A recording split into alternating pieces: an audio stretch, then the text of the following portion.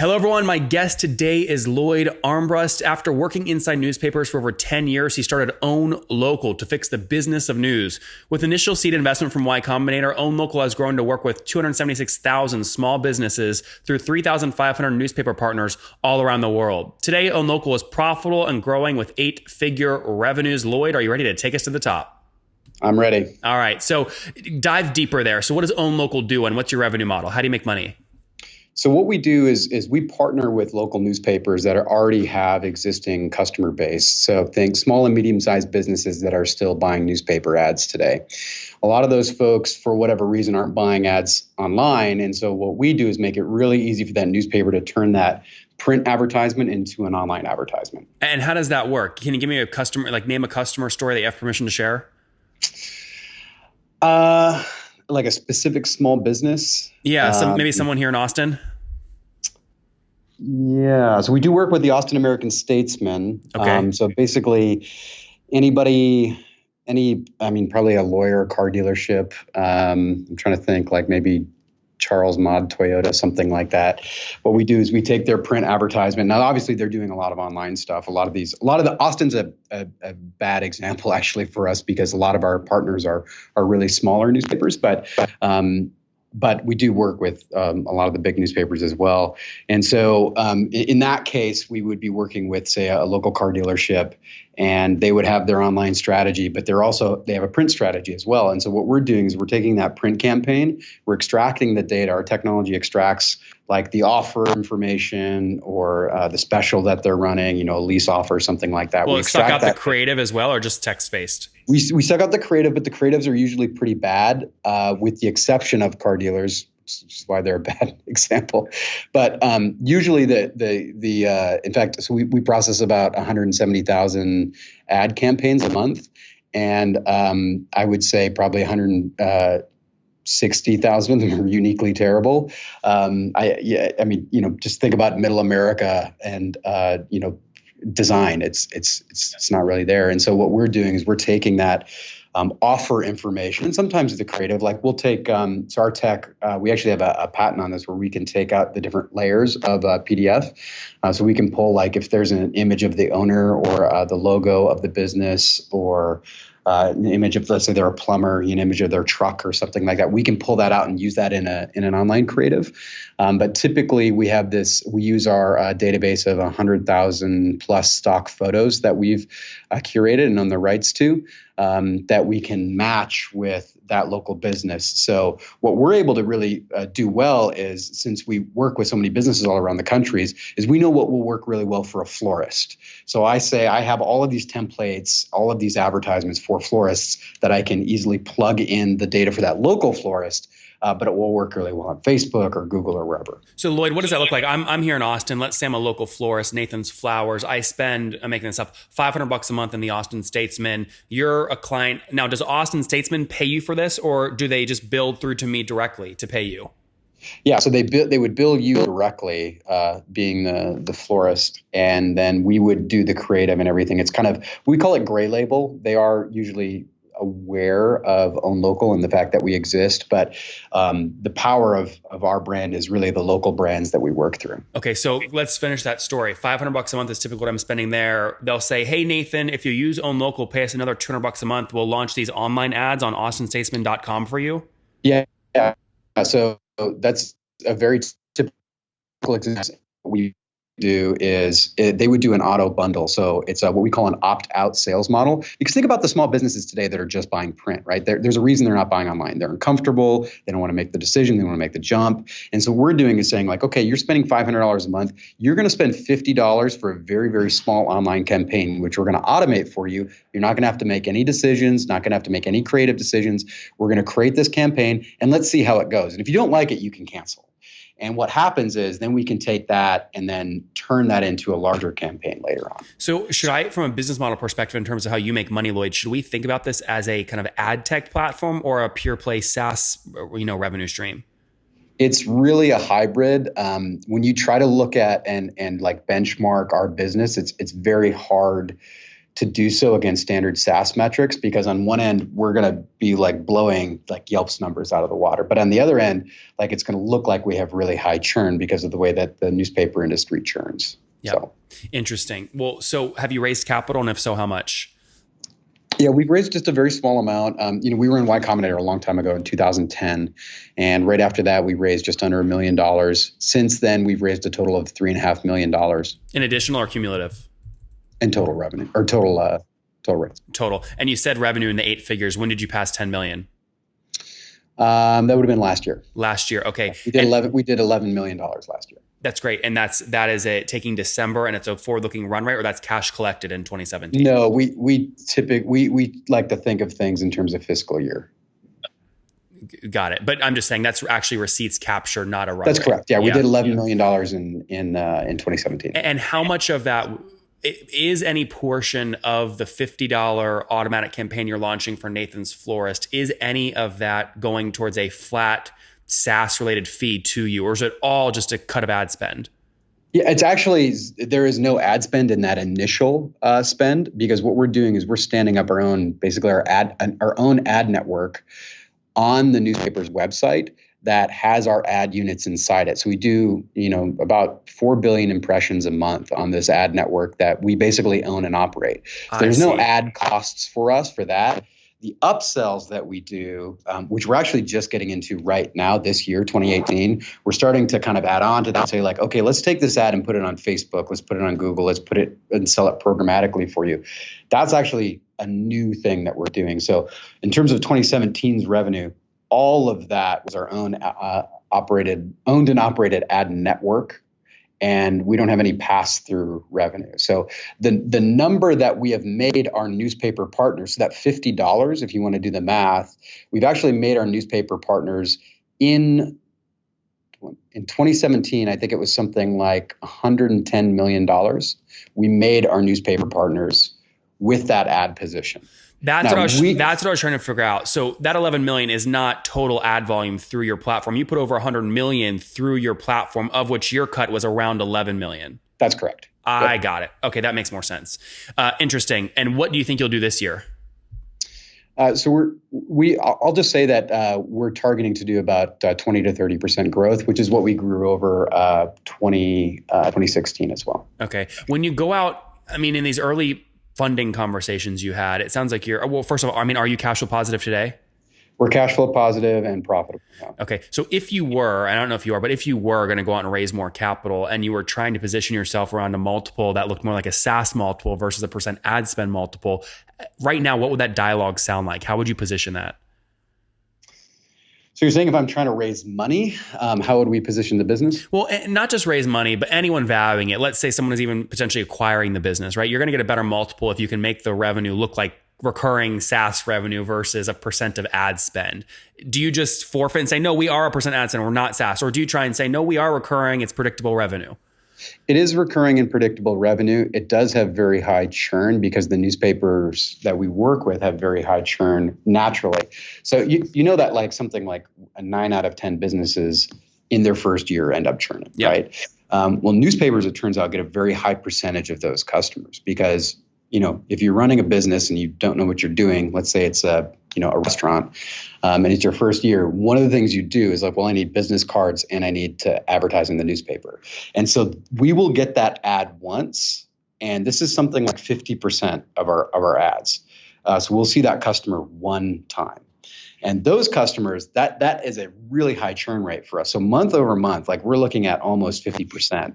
We never see that customer again. But then we have this cohort of about 20% of customers that just keep coming back every month. Yep. So that's kind of how we model the business. But it's a new 50% is the thing. Yeah, I was going to say, well, and you're signing up a bunch more customers every month of people launching businesses. Does that make up the 50% lost? Is your net revenue retention positive each month?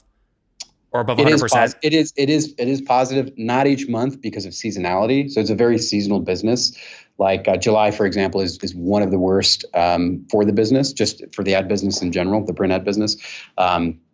January is the worst. Yeah. Let me ask you a selfish question, Lloyd. As an entrepreneur, right, you're bootstrapped. Well, you're not bootstrapped. You raised some capital, but now you're profitable. You kind of are doing your own thing. You don't need to raise.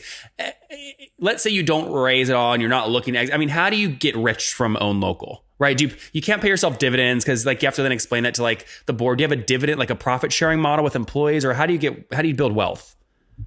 That's a great question. We're looking at all avenues right now. Because of the nature of the newspaper industry and how they are, not in growth mode anymore, and the nature of our business, when we first started, we were doing, triple digit growth every year. That's slowed down. We're in the 20 to 30% growth. What year was that, by the way? What year was launch date? We launched in 2010. And I want to say we kind of floundered for a little bit. And I think from 2012, I don't know this for 100% sure off the top of my head.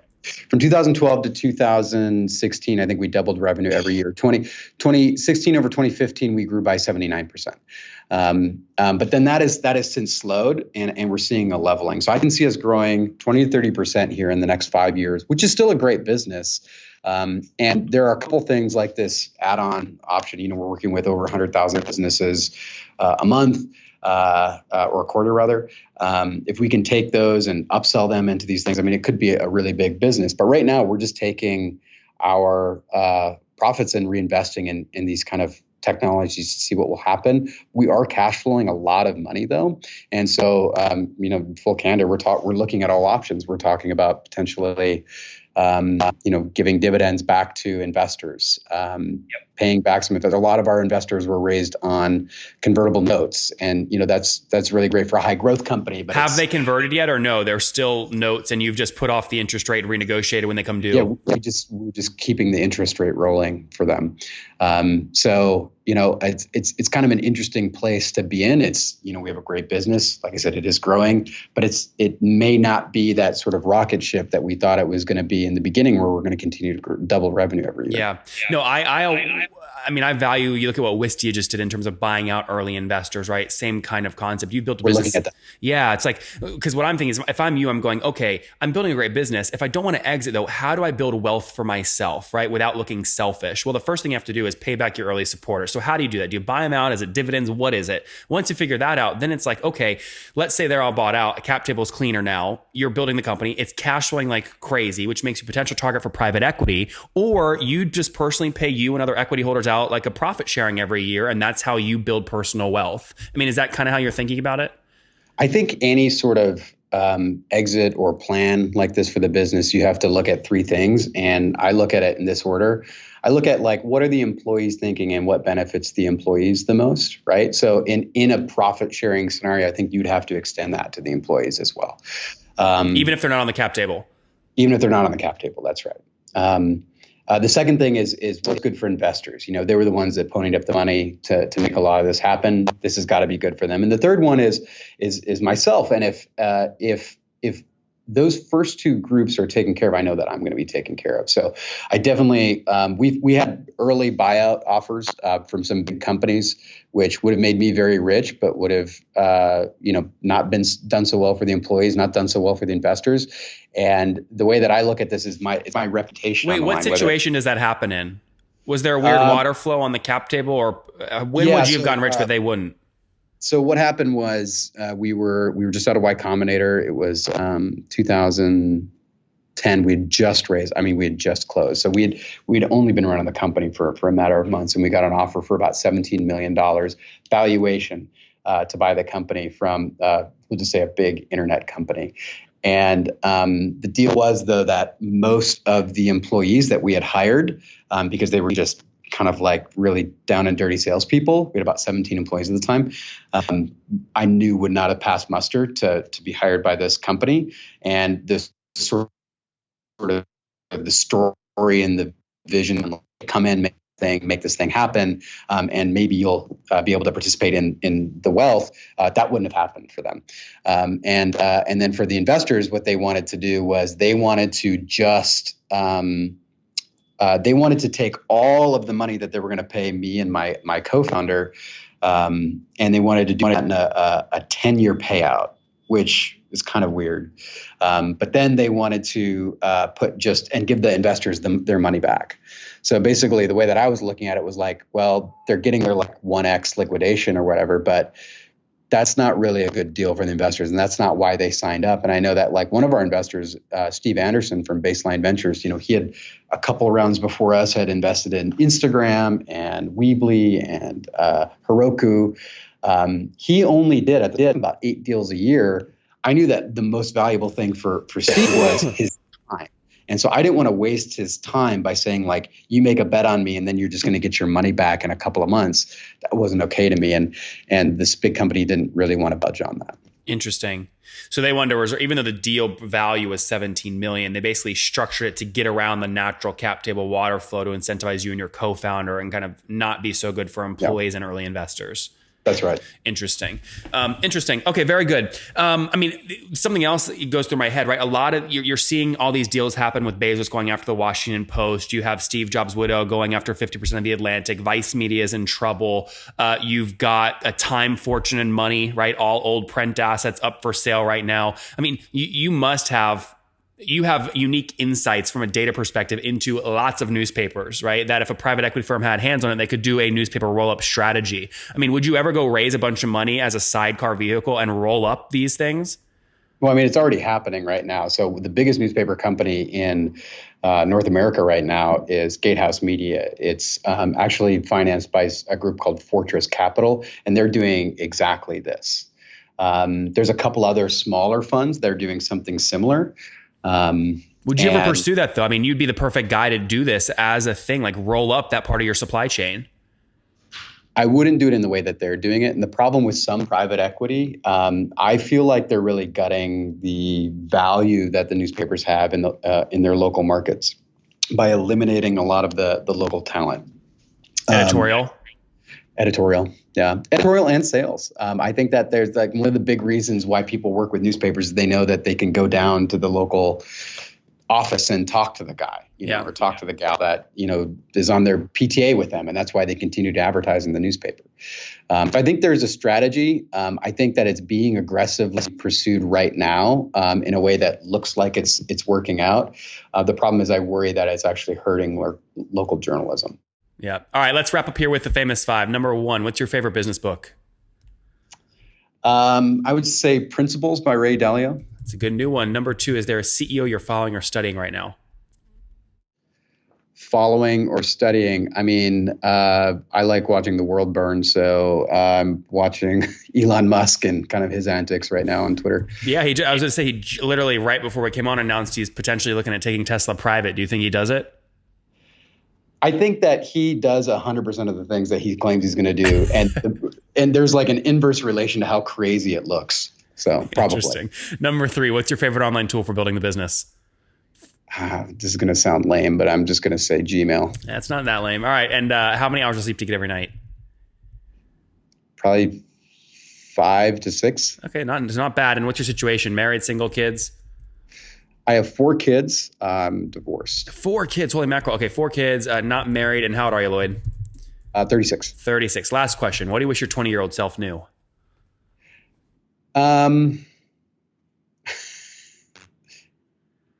Wow. When to quit, I guess. Guys, there you have it.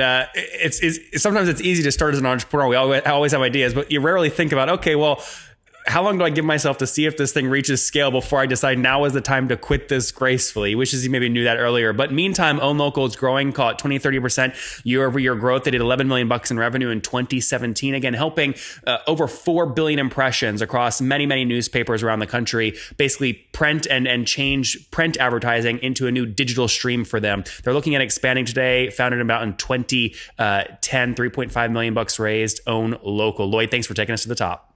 Thanks so much.